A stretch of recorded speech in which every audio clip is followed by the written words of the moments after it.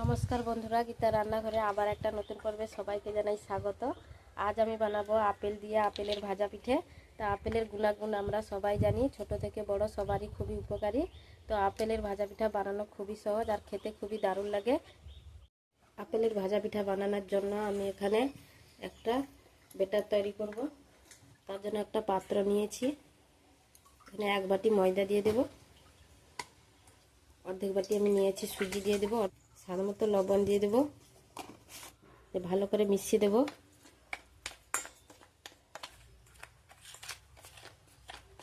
মিশিয়ে দিয়েছি। এবার আমি পরিমাণ মতো জল দিয়ে দেব। জল দিয়ে দিলাম, দিয়ে ভালো করে মিশিয়ে নেব।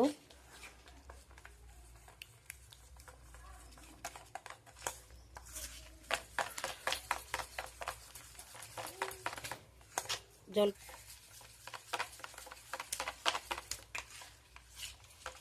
সুজি আর ময়দাটাকে আমি ভালো করে মিশিয়ে নিয়েছি।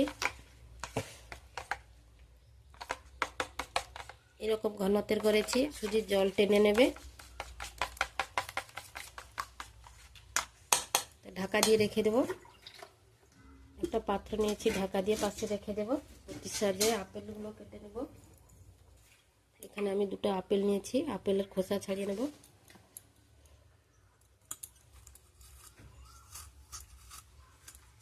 আপেলের খোসাটাকে ভালো করে ছাড়িয়ে নেব।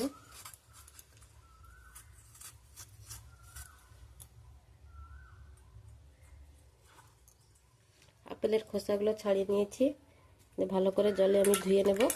আপেলগুলোকে আমি গোল গোল করে কেটে নেব এইভাবে।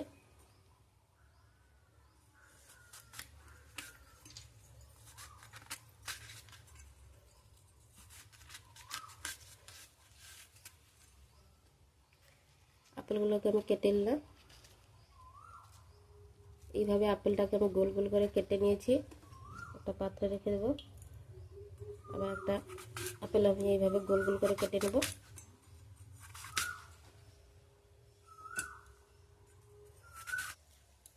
আমি আপেলগুলো সব গোল গোল করে কেটে নিলাম। আপেলের যে এই কালো অংশগুলো বীজ থাকে, এগুলোকে আমি একটু কেটে নেব চামচের সাহায্যে। এইরকম করে চারদিক থেকে এইভাবে কেটে নেব।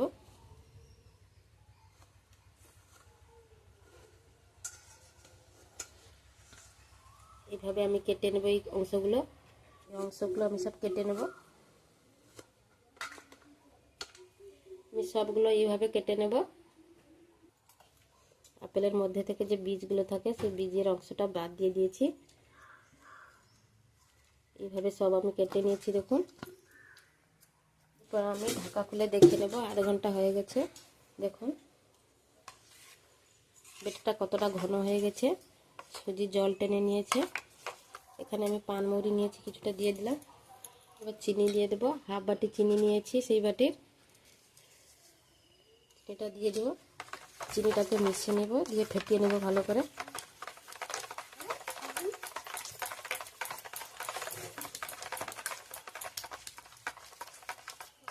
ভালো করে ফেটিয়ে নিয়েছি। দেখুন ঘনত্বটা এইভাবে হয়েছে। আমার ব্যাটারটা তৈরি হয়ে গেছে। দেখুন এইরকম লেগে থাকবে। এরপর আমি আপেলের পিঠাগুলো বানিয়ে নেব। উনুন ধরিয়ে দেব। উনুন ধরিয়ে নিলাম, কড়াই বসিয়ে দিলাম। সাদা তেল দিয়ে দেব। সাদা তেল দিয়ে দিলাম। তেলটা ঠিকঠাক গরম হয়েছে কিনা আমি একটু দেখে নেব। দেখুন তেলটা ঠিকঠাক গরম হয়ে গেছে। দেওয়ার সঙ্গে সঙ্গে ব্যাটারটা উপরে উঠে এলো। এইভাবে তেল গরম করতে হবে। আমি একটা আপেল নিয়েছি, এইভাবে ব্যাটারে আমি ডুবিয়ে দেব।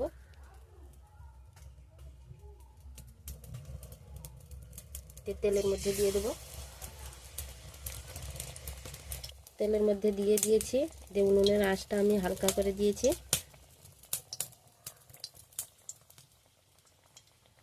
তেলটাকে ভালো করে গরম করে তারপরে এই আপেলের টুকরো দিতে হবে। দেখুন দেখতে দেখতে তেলের উপরে উঠে এসেছে। হালকা আঁচে ভেজে নিতে হবে, না হলে আপেলের ভিতরের অংশটা আর হবে না। আরেকটা দিয়ে দিলাম। তেল থেকে ছাড়া না পর্যন্ত দেবেন না, তাহলে লেগে যাবে। খুন্তি দিয়ে এইভাবে একটু নাড়া দিবেন, তাহলে আপনা আপনি ভেসে উঠবে। উপরে উঠে এলো, দিয়ে দেবো পাশে।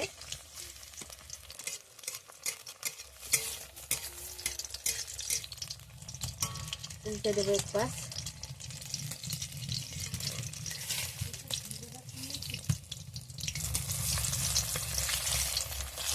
পিঠাটা আমার হয়ে এসেছে। এবার আমি উনুনের আঁচটা বাড়িয়ে দিয়েছি। দেখুন পিঠাটা হয়ে আসার পর তেল থেকে ওঠার আগে এইভাবে উনুনের আঁচটা একটু বাড়িয়ে দেবেন, তাহলে আর তেলটা পিঠার মধ্যে লেগে থাকবে না।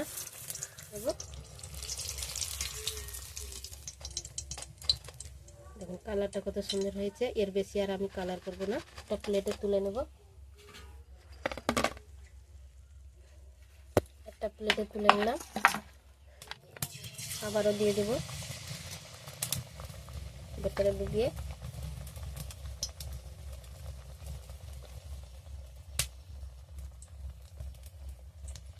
তেলের মধ্যে ছেড়ে দেব। একটা উঠে এসেছে, তারপরে আবার একটা দিয়ে দিলাম। তেলটাকে এইভাবে একটু নাড়িয়ে দেবে। ঢাকা দিয়ে দিলে উপর থেকে ভালো করে হয়ে যাবে, আর তলায় লেগে থাকবে না।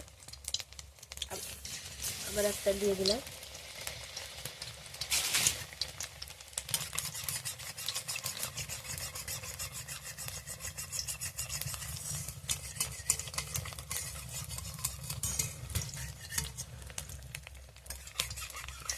এখন কত সুন্দর ভেসে উঠেছে, আর চারদিক থেকে কতটা ফুলেছে দেখুন। উল্টে দেবো। এক পাশ হয়ে গেছে। এভাবে আমি সবগুলো আপেলের পিঠা তৈরি করে নেব।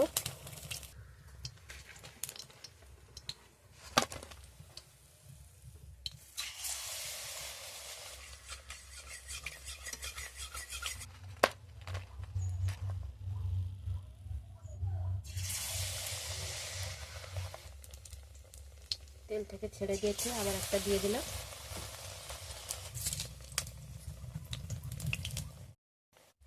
দেখুন কত সুন্দর ফুলে উঠেছে দেখুন। উল্টে দেবে, এক পাশ হয়ে গেছে।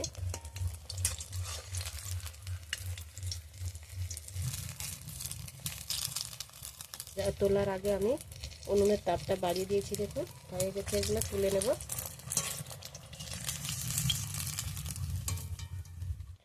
সবগুলো আমার ভাজা শেষ হয়ে গেল। একটা প্লেটে সব আমি তুলে নিয়েছি। দেখুন দেখতে কতটা সুন্দর হয়েছে।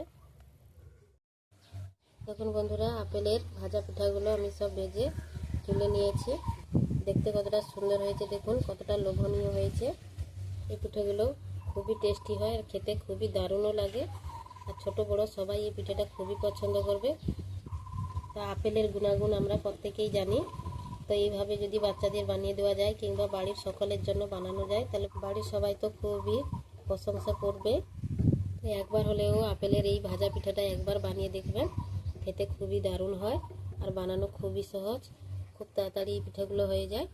তো আমার এই আপেলের ভাজা পিঠা রেসিপিটা যদি বন্ধুরা ভালো লাগে, তাহলে একটা লাইক করবে, কমেন্ট করবে, আর বন্ধুদের সঙ্গে শেয়ার করবে। আর আমার চ্যানেলটাকে সাবস্ক্রাইব করে আমার পাশে থাকবে নতুন নতুন ভিডিও পাওয়ার জন্য। দেখুন বন্ধুরা, দেখতে কতটা সুন্দর হয়েছে। একটা আমি কেটে দেখাচ্ছি। দেখুন কতটা নরম হয়েছে দেখুন, মুখে দিলেই মিলিয়ে যাবে। বন্ধুরা আজকে এই পর্যন্ত। আবার আসবো একটা নতুন ভিডিও নিয়ে। সবাই ভালো থাকবেন, সুস্থ থাকবেন।